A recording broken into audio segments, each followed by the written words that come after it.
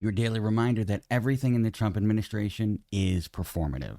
Pete Hegseth, the guy who said that his goal was to restore the warrior ethos of the American military, recently had a vanity installed in the DoD green room so that senior leaders and VIPs had a place to prepare before their television appearances.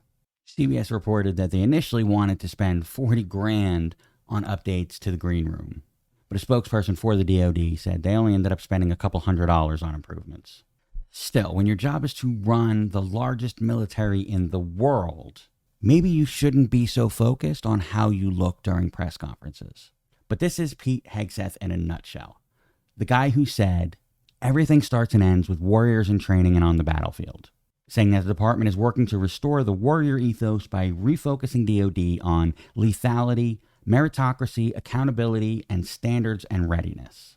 Okay, lethality. Was there ever a point where our military wasn't the most lethal military in the world? Meritocracy, are you fucking kidding me? From a guy who replaced a 4-star general and yet never reached higher than a major in the military, and whose biggest professional accomplishment before this was being a host of a Fox News show, I don't think meritocracy means what this motherfucker thinks it means. Accountability?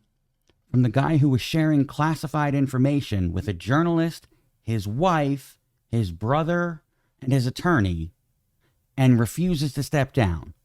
That kind of accountability? And no, Pete, standards and readiness does not mean your hair and makeup. You know what bothers me the most about this guy? I understand that he was thrown into a role that he is unqualified for and not prepared to handle. The lack of accountability is astounding, and this guy spends more time and energy focusing on what the press says about him than he does about actually leading the fucking military. I have never heard a Secretary of Defense who talks as much as this guy. I got some advice for you, Petey. Focus a little less on your hair and makeup and a little more on national security.